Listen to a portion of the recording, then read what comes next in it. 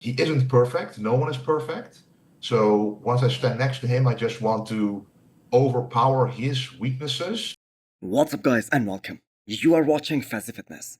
So let's start this video with the results of the 212 class at UK Pro or Europa Pro that went down just last night. So I had a lot of interest in this one because of the anticipation of Jose Maria, who is also known as Madelman, because he took more than 1 year to get bigger, to grow, from classic physique to the 212 division. Even the physique updates that we saw leading into that show, they were absolutely superb. And keep in mind, it wasn't his debut in the 212, but it was the one where he took a lot of time to get bigger, to grow into that division. And a show that he was expecting to win, unlike the last time he did a 212 show, where he went for that category because he was unable to make the classic physique weight cutoff. And honestly, he looked so damn impressive last night on the stage.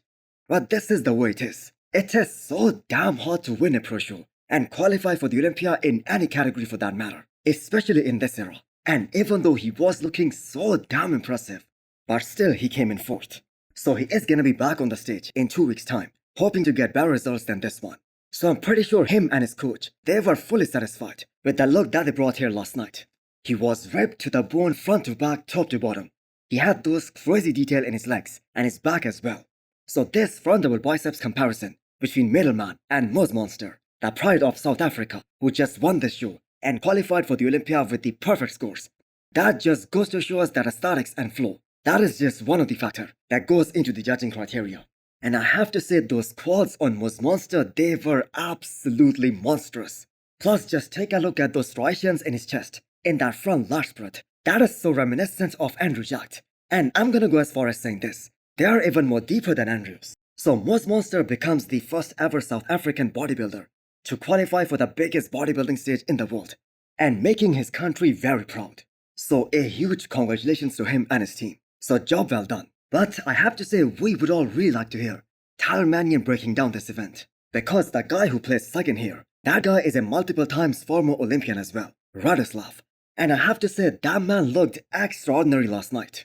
And just looking at that back, that is probably one of the best back double biceps that we have seen in the entire 2024 season. And that goes not only in the 212, but across all the divisions for that matter. So that is another athlete who was prepped by Francisco Aspen, that guy who also coached William Martins, and that guy who is currently coaching Rubel Mosquera, proving that he is one of the best bodybuilding gurus out there right now.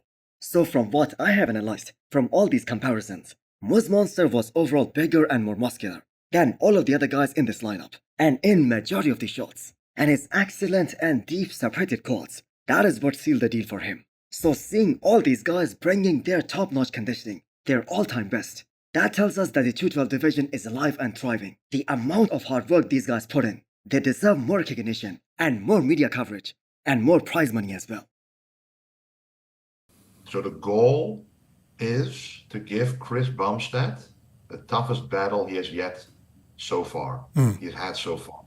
If you are a Wesley Wizards fan, you must watch this new episode of the Menace podcast, where Wesley gets into every minute detail on how he plans to expose Chris Bumstead, the undisputed 5 times classic physique Olympia champion, in less than 4 weeks' time. So the plan for Wesley is that to give the biggest challenge to Chris Bumstead that he has ever faced, ever since he became Mr. Olympia champion back in 2019.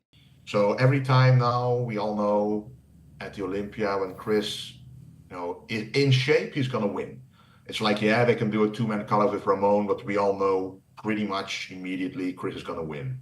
I mean, at least that's how I viewed it. And his training and posing has been majorly focused on those areas which are Cbum's weaknesses and his strengths.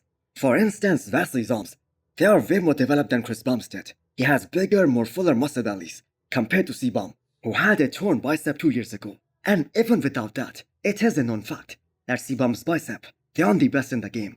Just take a look at this training update that was posted on Wesley's IG just a few hours ago. He has that mind-blowing separation and conditioning. And looking at this, I have to say he must be very close to his target. And that is why he's getting all those big refeeds by his coach, Stefan, to slow down the metabolism, so that he doesn't overdo it. Overpower his weaknesses, and that my weaknesses won't be so easily overpowered by his strengths. He can get very conditioned, but like Milos said before, there's nobody who has the amount of deep cuts and striations that I have, for example, in the legs, which will be exposed when you stand next to Chris, who has injured muscles. So Wesley was asked this directly, whether he thinks he can beat Chris Bumstead or not. And it's great to see him showing that much confidence and self-belief. So Chris Bumstead is the standard for classic physique. All his wins were very well deserved, and they were very undisputed. But I have to say, if the margin between first and second, if that becomes super close, then it is in the favor of the IFBB to give Chris Bumstead another win. Because the thing is, he is the most famous fitness personality out there. No one even comes close to him. I always, like everybody always says, you gotta go to a show and always think you can win. No. But this time, I honestly think I can win. Although I do have to say, that should not matter. But at the end of the day, it is a business as well. So for Wesley to beat Chris Bumstead, he needs to bring something totally unexpected and very spectacular. And in this case specifically, he will have to knock out the champion, which we do not know whether that's even possible or not, because Cbum does have the best structure in Classic. Next up is the 26 days out physique update from Jon and Rosa, a guy who is flying under the radar, but based on his consistency, especially in terms of his conditioning that he brings, he can expose a lot of people at this year's Miss Olympia, especially in that second call-out.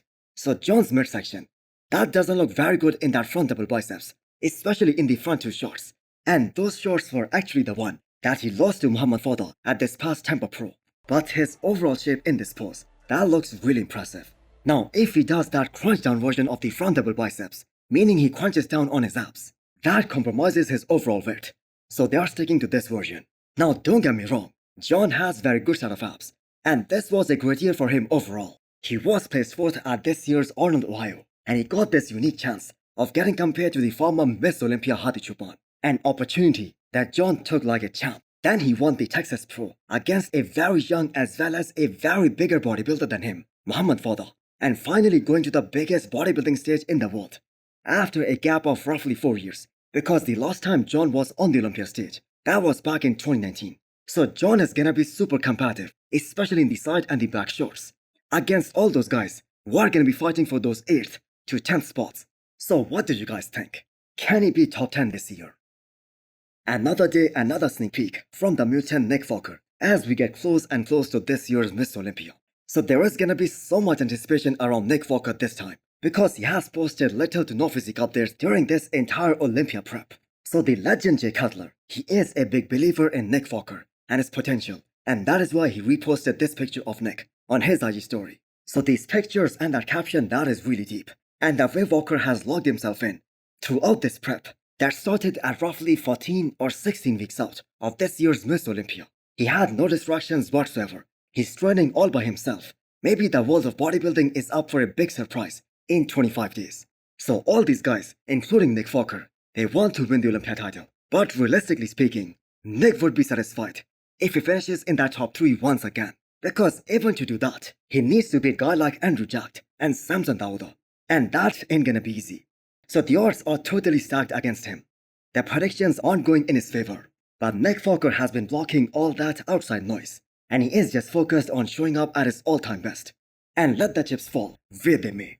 So hit the thumbs up button if you liked the video, and smash the subscribe button if you wanna come back for more. Thanks for watching.